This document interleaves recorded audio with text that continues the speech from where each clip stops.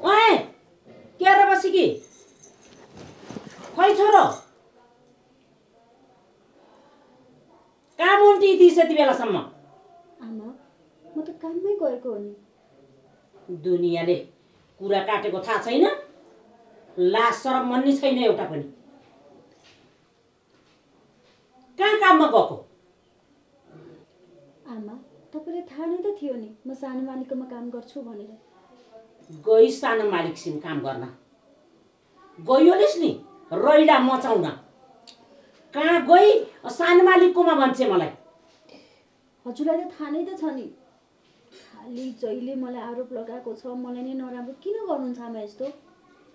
मेरो पनि त मन छ जहिले रुखो व्यवहार किन मलाई कुरा सुनाउँछन् त दुनियाँले दुनियाँभरको कुरा सुनाहान मलाई मैले सुनेको छु त दुनियाँको कुरा किन सुन्नुहुन्छ त सुन्न परेन सुनाएपछि लाज शरम नभई कि शरम पचाएर बसिछे भयो आमा भयो के भयो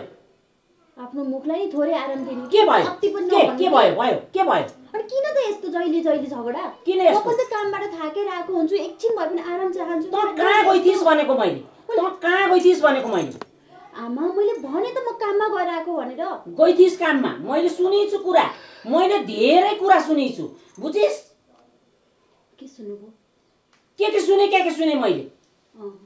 तँलाई भन्न जरुरी छैन दुनियाँको कुरा तँलाई भन्न जरुरी छैन मैले जरुरी ठान्दिन मलाई दुनियाँले कुरा सुनाहान नराम्रो कुरा होइन आमा के गराउनाको घरमा जहिले पनि झगडा गरेछ के पाएर हो यो घरमा त बस्नै मन छैन कि मलाई हेर बाबु यो कहाँ गराइ कि हो थाहा छ कहाँ पठाएको छ यसलाई तैँले होइन कस्तो कुरा गरेर कहाँ गएको घरमै होला नि त मलाई के थाहा त म काममा गएको भन्छ काममा गएकै छैन यो काम के छ पहिला मचाउन तैँले एउटी स्वास्नीलाई पनि तलाउन सक्दैनस् हे तेरे आमा मैले तलाउने भनेर के उसलाई बोकेर यहाँ कहाँ हामी यसरी बच्चा खेलाएर चाहिँ खेल्नु हो त भनेर किन कहाँ जान्छ त फेरि कतिचोटि भन्ने कि हजुरले म काममा गएर आएको सानो मालिककोमा भनेर सुन्नुहुन्न सोध त यसलाई कहाँ गयो कि हो होइन फेरि सानो मालिकको किन जानु पर्यो नि तँ हैदाकोमा किन जानु पर्यो नि ऋण त तिर्नु पर्यो नि जसरी भए पनि ऋण तिरे पनि नतिर्ने तँलाई के मतलब तिर्ने म छैन के गर्छु आमा तिरेर यो हालत भएको छ आज घरमा ए यो हालत भएको छ भने के दुई छा खाना पनि दिएको छैन क्या मैले खाना त पाकै छ अरे सानो मालिककोमा भन्छे अनि यो कहाँ जान्छ तँलाई थाहा छ कि छैन आमा तपाईँले भनेको कुरा सत्य हो भनेदेखि म यसलाई यो घरमा राख्दैन फेरि भएको कुरा गर्दैन फेरि मैले अब मैले त्यही कुरा सुनिरहेको छु के अरे यहाँ तपाईँले चाहिँ गरेको काम भएको कुरा पनि सुनेर पनि के खाने आमा सुन्न त पर्यो के अरे गाउँले भनेको कुरा सुन्न परेन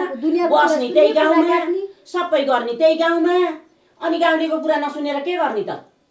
हामी जङ्गलमा बस्ने होइन के हुन त आमाले भनेको कुरा पनि ठिकै हो है हेर तेरो चारा मलाई एकदमै ठिक लागेको छैन पहिला त जस्तो भए पनि हुन्छ किन मेकअप चाहियो मलाई मैले चाहिँ झन् ए बुढी राम्रो भएर हिँड्नुपर्छ अलिक चटक्क परेर हिँड्नुपर्छ आफूसँग सौदिलो हुनुपर्छ भन्दाखेरि आमा कहिले पनि केही पनि गरिदिन्थे आज भोलि हेर्नु ऊ ट्याक्क त्यस्तो भएको छ मलाई पनि शङ्का त पक्कै पनि लागेको छ आमा तपाईँले पनि विचार चाहिँ गर्नुभएको रहेछ हुन त मैले तपाईँको कुरा धेरै नसुनेर दुःख पाएँ अहिलेसम्म आमा अब चाहिँ म सहन्न कहाँ गएको थियो आज कोसँग गएको थियो मलाई प्रमाण चाहियो ल ए भनेपछि अब हजुरलाई पनि विश्वास भएन हैन कसरी विश्वास गर्नु त प्रमाण दिनु पर्यो कसरी विश्वास गर्नु त बिहान 5 बजे उठेर गएको मान्छे बेलुका 7 बजे सको मान्छे घरमा आउँदैन तनाव हुँदैन अनि आएर ठसक्क बसेछ घाटमा खाना पकाउने कलले अझ ठस्स परेर अझ त्यही त भने आमालाई बुढी आमालाई चाहिँ खाना पकाउन लाएर आफू चाहिँ यहाँ आएर महारानी भएर बस्न पर्ने म पनि त दिनभरि काम गरेको हुन्छु थाकेको हुन्छ नि त मलाई पनि थकै लाग्छ अब काम गरे हो कि अरूसँग लठारेर आउँदै के थाहा अनि अलिकति मान्छेमा लाज शरम हुन्छ कि हुन्न गाउँ समाजमा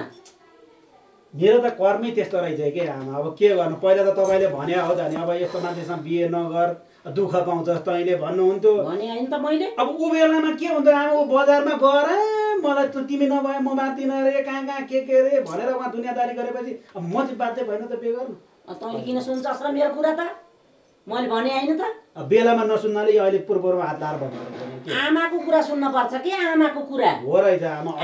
आमाले कहिल्यै पनि नराम्रो भन्दैनन् छोराछोरीलाई यति कुरा एकदम याद गरिराख कहिल्यै पनि भन्दैनन् कदापि भन्दैनन् मलाई सुन्न त लागेको थियो कि आमा यत्रो वर्ष भइसक्यो हाम्रो बिहे भएको एउटा बच्चा दिन सक्दिन ल अनि अब मैले कतिचोटि भनिसकेँ समाजको अगाडि मेरा दाजु मेरा साथीभाइ इष्टमित्रहरूको मसँग सरका साथीभाइहरूको यत्र भुराबुरी भइसक्यो होइन अनि बच्चा पाउनु पर्यो भन्दाखेरि अहिले होइन हामी मेच्योर्ड हुनुपर्छ अरे हामी परिपक्व हुनुपर्छ अरे अनि चाहिएन त बच्चा मलाई त चाहियो के नाति नाति चाहियो खेलाउनु परेन मैले आमाले मसँग कचकच गरेर हैरान मारे भइसक्यो कति नै पैसा तिर्न जानु छ अरे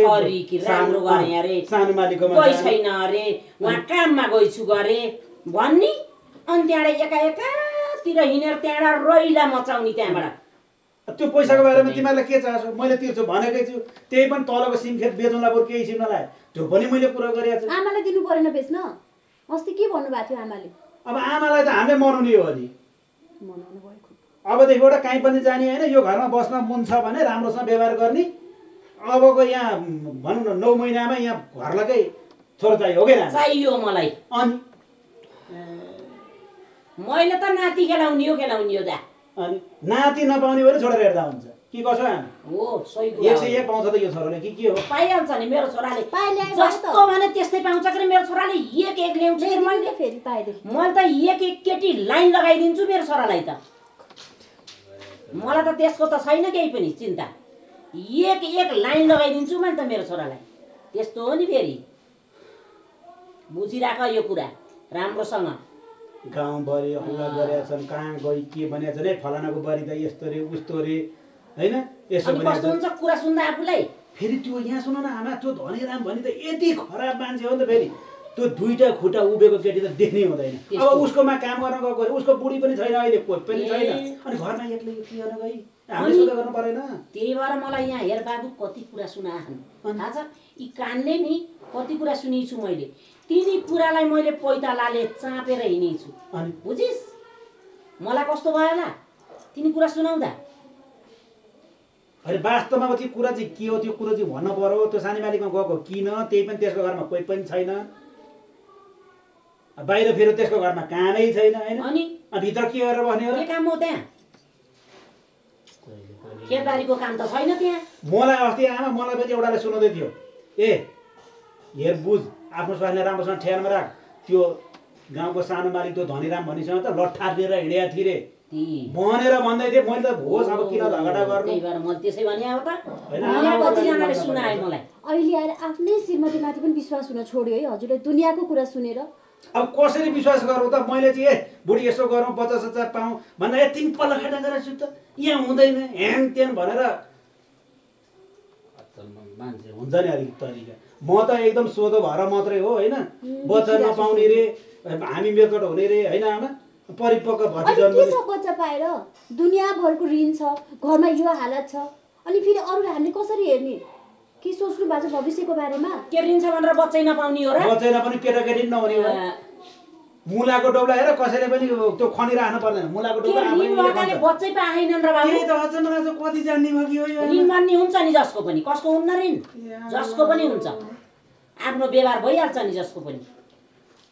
ऋण छ भन्दैमा के कसैले बच्चै नपाएर बसे हाम्रा शान्तले बस्नु दिन पर्यो नि अस्ति भर्खर पनि कति आएर करायो दुनियाँ थरी मान्छे पठाएको छ घरमा गर्ने के भन्नुहोस् त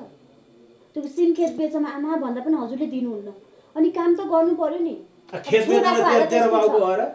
आमाको प्या हो हामी आमा छोराले सफा गरेर बेच्न पनि सक्नु होइन आमा विचार गरौँला नि त त्यो कुरालाई त विचार गरौँला होइन तपाईँ पनि बेच्ने भनेपछि चाहिँ विचार गरौँला अरे बुढी बाउ पनि अब के हेर्ने त अब माइतीले दिएको मलाई त माया लाग्छ नि त माया लाग्छ भनेर माइतीको त मलाई त माया लाग्छ के रे नि तपाईँलाई माया लाग्छ भने ऊ अब ऊ सानो मालिकमा उसलाई जिम्मा दिने त पठाइदिने त कि उसैकोमा पठाइदिउँ अलिक सोचेर बोल्ने गर्नु के याद राख्नु म के बोल्दैछु भन्ने कुरा अब के बोल्नु नि अब यस्तै हो यो अलिकति मान्छे बाजे ठ्यारमा हुनुपर्छ अलिकति तिमीहरूले नि केही गर्दैनौ के रे के काम गर्नु उसको पारा त्यही हो देखिहाल्नु पो अब उसले पनि केही गर्ने अब तैँले पनि केही गर्ने गरे हुन्थ्यो के रे अब गर्ने केही पनि नै अनि यतिकै बसेर हुन्छ त फल्छ त माथिबाट म जस्तो मान्छेले काम गर्ने ऊ पनि त हुनु पर्यो नि आमा सानोतिनो काममा हातै जाँदैन अब ठुलो काम गर्नलाई आफ्नो योग्यता पनि छैन लगानी पनि चाहियो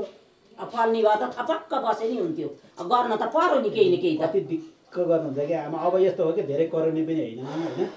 अब मलाई चाहिँ जहाँसम्म लाग्छ भोलि त्यसमा काम गर्न जाने पनि होइन त्यसको अनुहार हेर्ने पनि होइन, पैसाको जिम्मा म लिन्छु, जे गर्नुपर्छ म गर्छु, मलाई अरू कुरो थाहा छैन। तिमीहरूले केही नि गर्दैनौ, टेन्सन जति जम्मै मेरो टाउका पार्छौ के। त्यो होइन, त्यस्तो कुरा चाहिँ हुँदै होइन आमा, हेर्नु होइन। अब भोलिबाट त्यहाँ जाने पनि केही गरी त यो घरबाट चाहिँ त्यो घरमा गएको रहेछ भनेदेखि यो घरमा बस्नु पाएन है, मैले भनिदिन्छु फेरि, अरू कुरो थाहा छैन। जे गर्ने यो घर तेरि स्वाइनलाई तैँले तलाउने हो, मैले केही पनि जान्दिनँ। ल ल अब जति गरे पनि त्यस्तै हो आमा। अब तपाईँ सुत्न जानु, अब भोलि राम्रोसँग कुरा गरौँ। गएँ म, जेसुकै गर अब। स्वाइनी बाँकी होला, तैँले नि जे गर्ने गर। आमाले यत्रो भनिरहेको छ, दुनियाँले कुरा काटिरहेको छ, अलिकति विचार गर्नु पर्दैन? अब पनि यस्तै हुने हो भनेदेखि म त सहर बन्न सक्दिनँ है फेरि, विचार गर्दा हुन्छ। अब के गर्नु नि, छोड्ने नि। अब दुनियाँले कुरा काटेको छ, के गरेको छ। ल म उता पल्लो कोठातिर गएर सुत्छु, सुते हुन्छ। स्याहारमा गर टाइपबाट